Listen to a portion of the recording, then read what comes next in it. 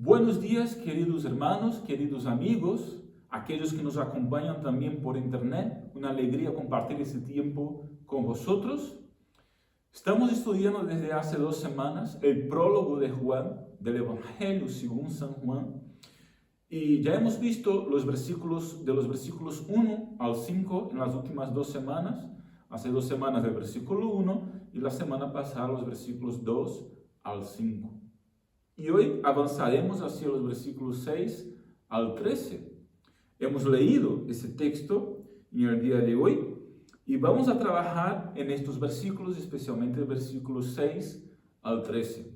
El prólogo de Juan es uno de los más bellos y profundos textos sobre Jesús, creo yo, ¿no? Y como hemos dicho, ya hemos visto 2 predicaciones sobre este prólogo, versículo 1 y versículos 2 al 5. Y esta es una síntesis de lo que hemos dado hasta aquí. En el principio, cuando el universo fue creado, Él, Jesús, ya existía. Él existe desde la eternidad. El Verbo, la palabra, el Logos de Dios, Jesucristo, disfrutaba una eternidad de comunión infinitamente íntima con el Padre, gozándose siempre en su presencia. Él era el propio Dios. En la creación, todas las cosas, una a una, alcanzaron su existencia por medio de Él, es decir, por medio de la palabra, por medio del Verbo, del Logos de Dios, de Jesucristo. De todo lo que existe hoy, no hay nada que se originara sin Él. Es decir, todas las cosas por Él fueron creadas, es decir, por Jesús. Y una tercera cosa de esa síntesis, de los versículos 1 al 5. En Él, en Jesús, desde la eternidad y también después de la creación y caída del hombre, la vida rica y plena de Dios residía en Él siempre. En la encarnación, aquella vida se hizo manifiesta. Los atributos gloriosos de Dios, exhibidos en la obra de salvación, fueron proclamados a la humanidad. La vida que se manifiesta se llama luz. Por lo tanto, la vida era la luz de los hombres. Jesús era la luz de los hombres. Pero la luz continúa resplandeciendo ahora mismo. El resplandecer está en la misma naturaleza de la luz. El mundo, sin embargo, no se apropió de ella. La rehusó obstinadamente y se opuso activamente al mensaje de la verdad y el amor de Dios. Odió al Cristo en quien residía la vida de Dios y desde el cual resplandecía esta como la luz a los que están en tinieblas. Esto es una pequeña síntesis de los versículos 1 al 5 de este prólogo de Juan. Jesús es la palabra, Jesús es desde el principio, Él no fue creado, es eterno, Él es una persona, siempre estuvo cara a cara con el Padre, disfrutando siempre de una comunión deliciosa y perfecta, y Él es el propio Dios. El Verbo eternamente preexistente, quien disfruta vida divina y completa comunión cara a cara con el Padre, y es Dios. Él participa activamente de la creación, no solo participa, sino que Él es el mismo creador. En Él estaba la vida, es decir, Él es autoexistente, Él es la propia vida, y esa vida era la luz de la humanidad, y la luz siempre vence las tinieblas, la oscuridad. Hoy avanzaremos hacia los versículos 6 al 13 del Evangelio de Juan, capítulo 1, como hemos dicho, ¿no? Tras haber establecido Juan la deidad de Jesucristo en los primeros 5 versículos, Juan ahora pasa a considerar las 2 únicas posibles respuestas a dicha realidad: creer o no creer. Luego nos dice las consecuencias de creer. Uno llega a ser hijo de Dios. Esa es la consecuencia de creer en Cristo y en su obra realizada en la cruz. Y estos son nuestros 2 puntos en esta mañana. ¿Qué significa creer? ¿Qué es fe en Cristo? Y la consecuencia de eso, es decir, ¿qué es ser hijo de Dios?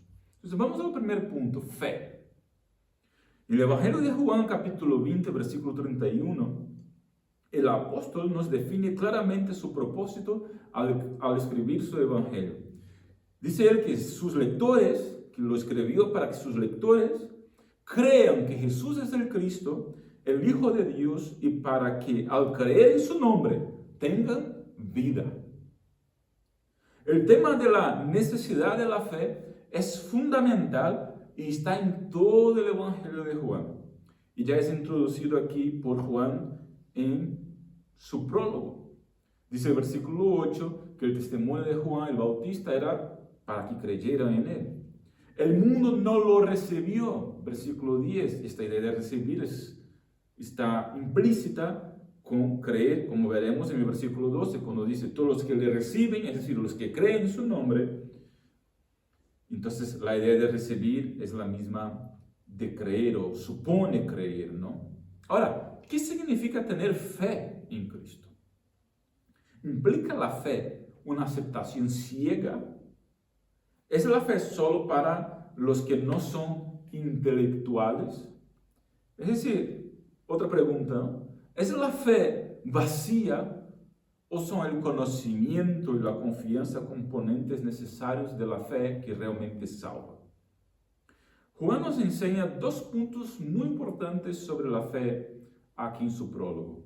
Primero, Juan nos demuestra que la fe no tiene que estar sentada en una base abstracta o vacía de contenido, de pruebas de veracidad, de razón o conocimiento.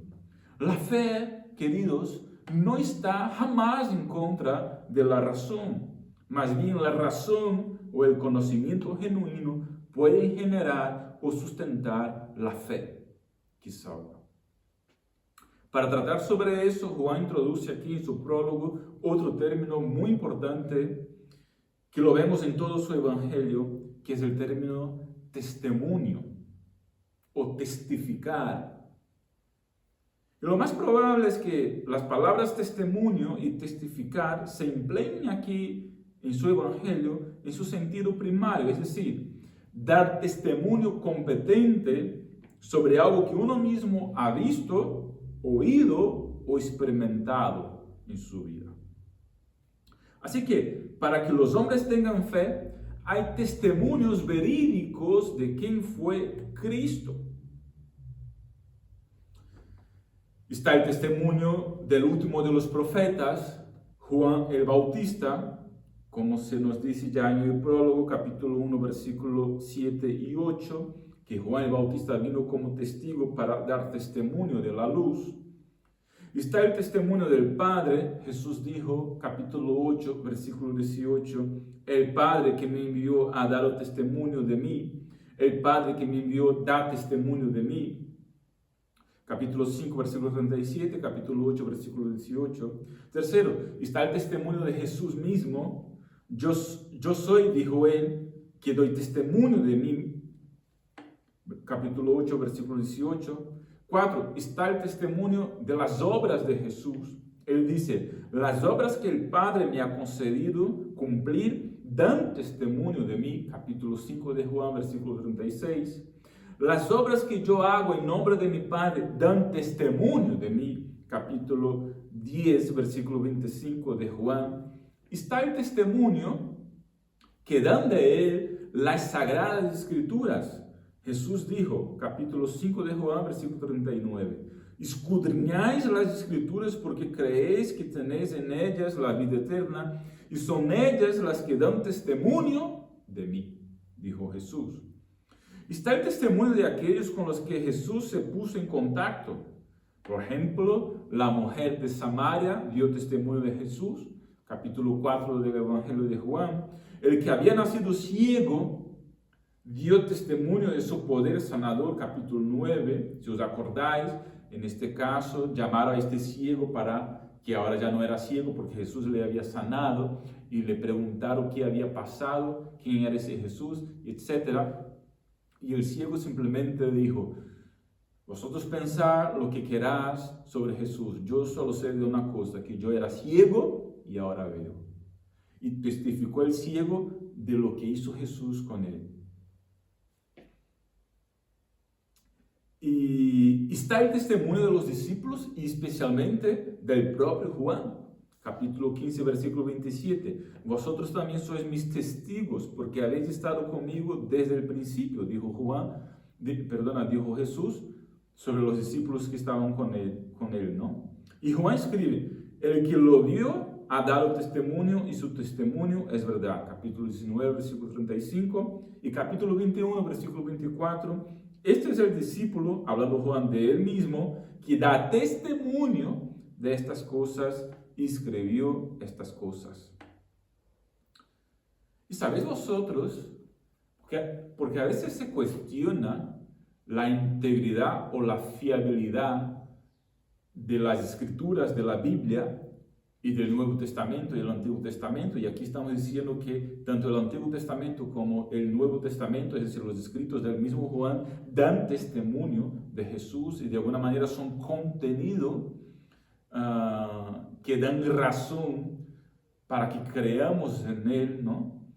Y sabéis vosotros que a veces, claro, se desconfía de la fiabilidad de las escrituras, pero sabéis vosotros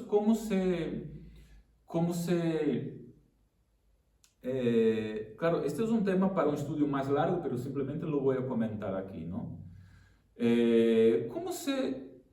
¿Cómo se determina la fiabilidad de un texto antiguo? Porque la Biblia es un texto antiguo, ¿no? La fiabilidad de un texto antiguo se determina por la cantidad de copias que existen de sus manuscritos originales, ¿no? Al ser un texto antiguo, lo que hay no es el texto original, sino copias y copias y copias de este manuscrito original, ¿verdad? Así se transmitía el conocimiento de los libros y los contenidos antiguamente, ¿no? No solo de la Biblia, de cualquier otro documento histórico o un libro antiguo, ¿no? Por ejemplo, un libro de Platón, un libro de Sócrates, un libro de Aristóteles, filósofos griegos antiguos, un libro, por ejemplo, Ilíada, otros textos antiguos, manuscritos antiguos, ¿no? De igual manera no hay copia, no hay originales de estos textos, sino copias y copias. ¿Y cómo se determina la fiabilidad de estos textos? Pues según el número de copias que tenga, pues más fiel, porque si hay una cantidad grande de copias, se compara una con la otra y claro, pues se llega a tener fiabilidad seguridad de que realmente, pues, como hay muchas copias que dicen lo mismo, pues el texto tiene una gran posibilidad de ser fiel, ¿no? Fiable, por lo tanto. Ahora, se desconfía mucho de la Biblia, pero vosotros que habéis pasado por la escuela, y habéis estudiado filosofía, por ejemplo, ¿alguna vez algún profesor, algún maestro ya cuestionó la fiabilidad de los escritos, de los libros de Aristóteles, Platón, o Sócrates, o otro texto antiguo? Yo cuando he estudiado nunca se ha cuestionado ninguno de sus libros, ninguno de sus manuscritos. ¿Sabe lo que pasa? La cantidad de copias que existen de estos manuscritos, de estos autores antiguos, es bastante más pequeña que el número de copias que existen del Nuevo Testamento y del Antiguo Testamento. Estamos hablando de una diferencia de centenas, porque el Nuevo Testamento y el Antiguo Testamento son los documentos antiguos con el mayor número de copias en todo el mundo. Es decir, no hay documento antiguo que tenga más copias que el Antiguo y el Nuevo Testamento, que la Biblia. Estamos hablando de una diferencia de más de 100. Hay centenas y centenas de copias de los manuscritos, de los textos del Antiguo Testamento y el Nuevo Testamento. Y de estos autores filósofos y pensadores antiguos, pues a veces hay menos de 10 copias de sus libros. Pero nadie discute o cuestiona la fiabilidad de sus escritos, sino solamente de la Biblia. Lo que quiero decir es que el contenido de las escrituras es fiable. Tú puedes creer o no en el testimonio de las escrituras, lo que dice las escrituras, pero que sus escritos y su testimonio son fiables, sí son fiables, son técnicamente y racionalmente fiables según estudios de manuscritología. Entonces, esto es lo que Juan de alguna manera está diciendo aquí. Hay testimonios que dan prueba de la veracidad, de la historicidad, de lo que ha hecho Jesús, de cómo ha vivido Jesús y de lo que ha hecho Jesús. Entonces, volvemos aquí. La verdadera fe que salva está arraigada en los hechos históricos de la vida de Jesucristo que fueron testificados como verdad, no por uno, no por dos, no por tres, sino por muchas personas. Y esto de manera fiable. Así que la verdadera fe salvadora incluye sí el conocimiento y el entendimiento de Jesús como el divino Hijo de Dios que compró nuestra redención en la cruz del Calvario y aseguró nuestra vida eterna cuando Él se levantó de la tumba al tercer día. Y los testimonios señalados por Juan, que acabamos de aquí comentar, nos ayudan a llegar a esa verdadera y necesaria fe en Cristo. Ahora, en segundo lugar, sobre la fe que salva, esta fe que salva incluye también, obviamente, algo más que el mero asentimiento o entendimiento racional de quién fue Cristo y lo que Él hizo. Una cosa es entender, una cosa es saber, una cosa es conocer, otra es abrazar este conocimiento, es abrazar este entendimiento para sí y de alguna manera aceptarlo, recibirlo e entregarse a Él. Entonces, este segundo punto importante de la fe lo vemos en el versículo 12, que dice, a todos los que le recibieron, es decir, a quienes creen su nombre, el nombre de Jesús les dio potestad de ser hechos hijos de Dios. Esta palabra recibieron del original griego lambaño podría traducirse como agarrar, obtener o asir o abrazar con ganas. La idea es precisamente esa. Lo agarramos con ganas. Lo abrazamos con ganas, ¿no?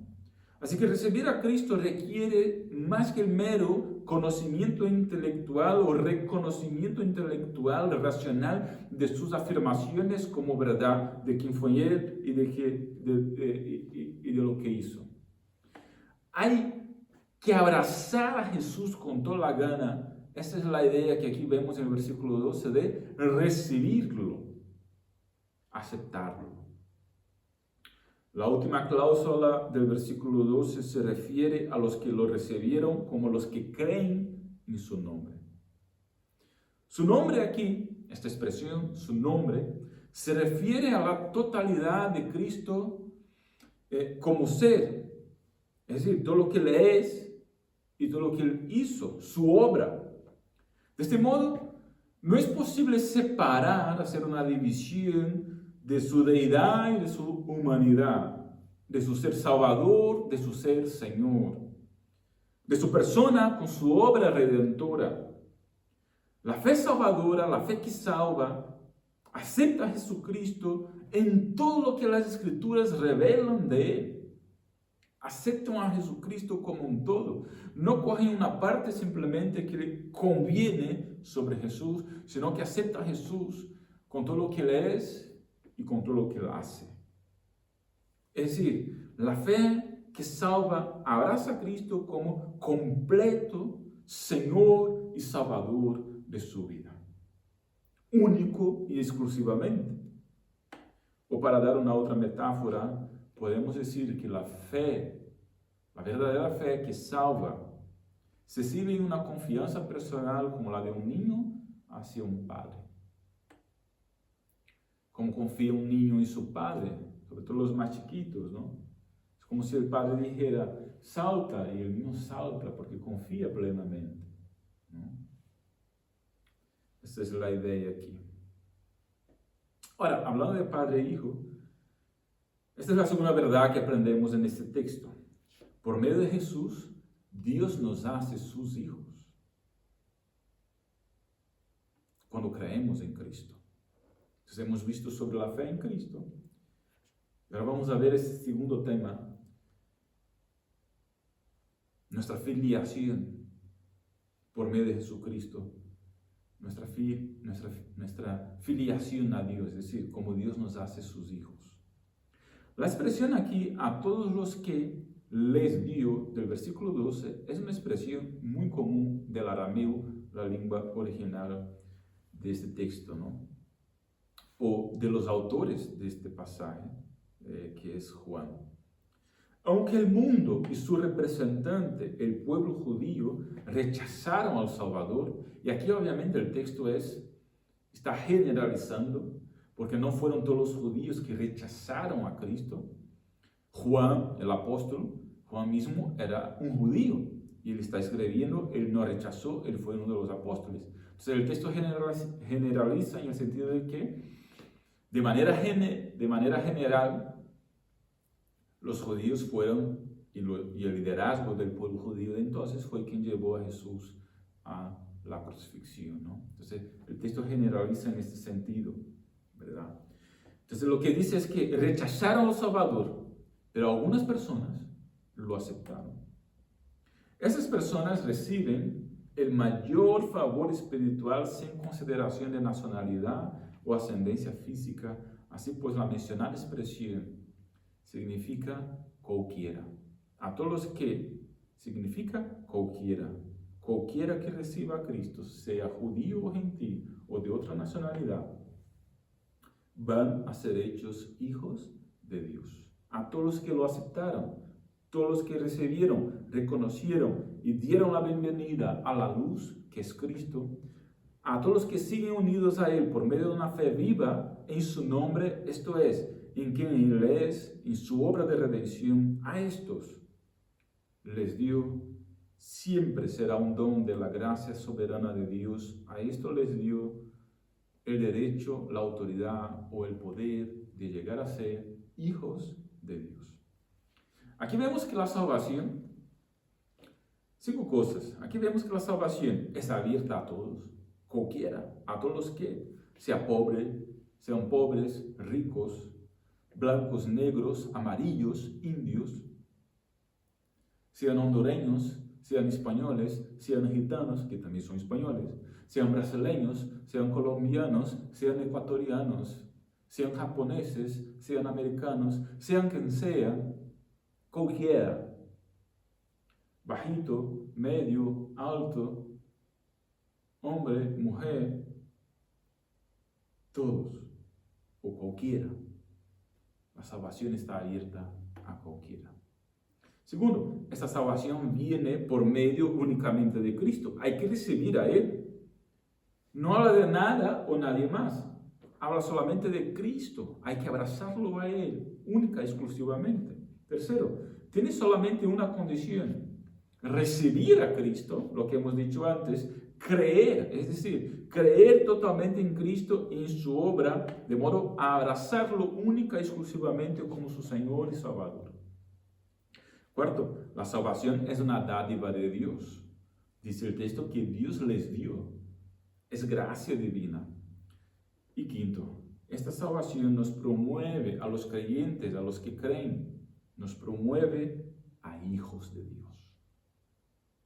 ¿Y cómo hemos de interpretar el que los creyentes lleguen a ser hijos de Dios? Para llegar a una interpretación correcta aquí, debemos tener en cuenta el significado especial que Juan da a la expresión hijos de Dios. En el original griego, el cual el texto fue escrito, hay 2 palabras para hijo. Está la palabra, lo voy a transliterar, ¿no? Está la palabra huios, que significa hijo por adopción, y está la palabra tekvov, hijo por regeneración o transformación. El apóstol Pablo, en sus cartas, hace uso de ambos términos para hablar de nuestra filiación a Dios, ¿no? Para hablar de que somos hijos de Dios. Entonces, no está mal hablar de que somos hijos adoptados de Dios. Pablo utiliza ese término. Pero Juan, tanto aquí en su evangelio como en sus cartas, siempre utiliza el segundo término, tekvov, que habla o que tiene que ver con hijo por regeneración o transformación, con la idea de que uno fue engendrado. De esta manera, Juan nos describe de manera especial la salvación como la comunicación de vida por parte de Cristo, el ser engendrado de Dios, de forma que se llegue a ser hijo de Dios. Jesús es la vida. Quien lo acepta, recibe vida y es engendrado. Tiene la vida de Cristo comunicada a esta persona, es engendrado de nuevo como hijo de Dios, espiritualmente hablando, por supuesto. Esto era lo que tenía que entender Nicodemos en el capítulo 3 del Evangelio de Juan. Entonces, a causa del hecho de ser nacido de Dios, el hombre es transformado según la semejanza de Dios. Esta es otra idea que está incluida en el término tekvov que utiliza aquí Juan. Transformado. Pero esta transformación, aunque empieza con un acto instantáneo de Dios, es no obstante un proceso gradual. En principio, uno llega a ser hijo de Dios en el mismo momento en que la vida de lo alto entra en el alma. Ahora somos hijos de Dios. Pero la suprema realización de este ideal ha sido reservada para el futuro, en que, libres de toda impureza, la vida de Dios, su santidad, su amor, se hará completamente manifiesto en nosotros. Si se entiende esto, será claro porque Juan dice en el capítulo 1, versículo 12, les dio el derecho de llegar a ser hijos de Dios. Esta explicación también concorda o parece concordar con la propia enseñanza del evangelista Juan en su primera carta, primera de Juan capítulo 3, versículos 2 al 3. Muy amados, dice Juan en su carta, ahora somos hijos de Dios.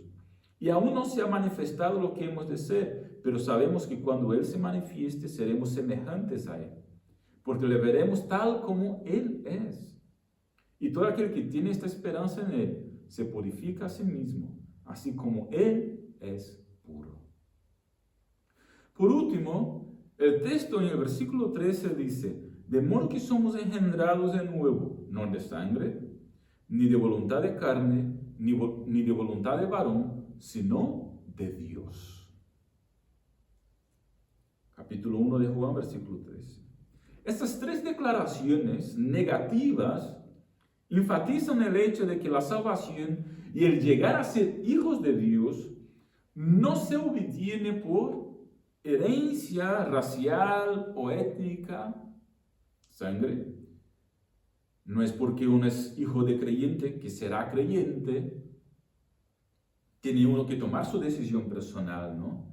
No se llega a ser hijo de Dios tampoco por deseo personal, carne. Es decir, no es por la voluntad humana, no es por la fuerza humana que uno consigue, no es por nuestras obras. Y tampoco se consigue llegar a ser hijo de Dios por un sistema construido por el hombre, por el varón. Es decir, no se llega a ser hijos de Dios por medio de una religión construida por un sistema de valores y religión construido por el hombre. Como todos cargan con el pecado de la incredulidad y el rechazo, la frase, sino de Dios, al final del versículo 13, significa que la salvación, esto es, recibir y creer en el Señor Jesucristo y ser hecho hijo de Dios, es imposible de conseguir con el esfuerzo humano, pues somos todos pecadores. Es Dios, de manera sobrenatural, el que puede otorgar el poder y con este la vida y la luz divina al pecador muerto en tinieblas. La salvación depende de Dios. Nosotros creemos y abrazamos a Cristo. Vamos a concluir. Los dos puntos claves del mensaje de hoy fueron los siguientes. La fe, primero, como acto de asir, de abrazar a Cristo en todo lo que Él es. Y en un segundo momento, la consecuencia de esto, la transformación que sufrimos orgánicamente, espiritualmente, en hijos de Dios. Somos engendrados de nuevo a causa de esta fe en Cristo, espiritualmente hablando. Somos engendrados de nuevo como hijos de Dios. Así que os comparto una ilustración, a ver si estos puntos se quedan más claros y terminamos. La llamo el puente de cuerda y la naturaleza del heredero. Imaginen a un hombre que se encuentra frente a un abismo profundo. Del otro lado del abismo se vislumbra una tierra hermosa, bella, la ciudad de Dios, el cielo. Perdón. Entre él y esa tierra hermosa hay un puente de cuerdas. Este hombre que está frente al abismo, frente al puente este hombre ha estudiado la ingeniería del puente. Ha leído el testimonio de cientos de personas que cruzaron antes este puente. Podríamos hablar del Juan el Bautista, de los profetas, los discípulos y cuantos más. Intelectualmente, sabe este hombre que las cuerdas son firmes y que el diseño es perfecto. Lo conoce, lo sabe. Ese es el conocimiento. Pero mientras el hombre siga de pie en la orilla, admirando el diseño del puente, sigue estando del lado del abismo. La fe de la que habla Juan no es sentarse a evaluar el puente o admirar el puente. La fe a que se refiere Juan es lanzarse a él, asirse de las cuerdas o abrazar las cuerdas con todas sus fuerzas, con todas las ganas. Es cuando sus pies dejan la seguridad de su propia tierra, que podríamos llamar de sus méritos, su propia voluntad, y todo su peso, es decir, todo el peso del hombre, descansa en la estructura del puente. Eso es fe.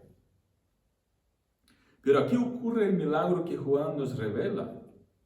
En el momento en que ese hombre abraza el puente, empieza a caminar sobre el puente, descansa su peso sobre el puente, algo asombroso sucede en su propia biología espiritual.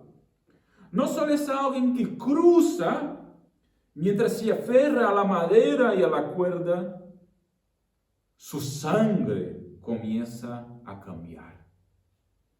Comienza a ser transformado. Ya no es un extraño tratando de cruzar a una tierra ajena. Sus rasgos empiezan a parecerse a los del dueño de la tierra del otro lado. Él no es un hijo adoptado que simplemente recibe un papel legal de entrada. El texto dice que es un hijo regenerado, engendrado, alguien que ha sido engendrado. Al asirse de Cristo, al abrazar a Cristo, la vida de Cristo empieza a fluir por sus venas y el puente no solo lo sostiene, sino que lo transforma. Cuando finalmente llega a la otra orilla, el Padre no le recibe como un invitado que tiene el permiso correcto, sino que el Padre lo recibe como alguien que lleva su ADN. El proceso que comenzó con un grito de fe al agarrarse de la cuerda, termina con un abrazo eterno, donde el Padre reconoce su propio amor, su propia santidad reflejada en el rostro de su Hijo. Esto es lo que hemos intentado comunicar con creer en Cristo, abrazar a Cristo y por consecuencia ser transformado, ser engendrado espiritualmente en Hijo de Dios. El Señor te bendiga. De manera que vengas, si todavía no estás creyendo en Él, si todavía no has abrazado a Él, que el Señor te bendiga, para que vengas a creer en Él. Hay testimonios, hay mucho contenido que pueden darte seguridad, como hemos comentado, de que esto es verdad, pero no basta saberlo, no basta conocer, tienes que abrazar a Él única y exclusivamente. Y cuando lo haces, un proceso de transformación empieza a ocurrir en tus venas espirituales. Serás transformado en Hijo de Dios. Y tendrás el cielo, la casa del Padre, como tu destino eterno. Que esto sea verdad para ti, la realidad de tu alma. El Señor te bendiga.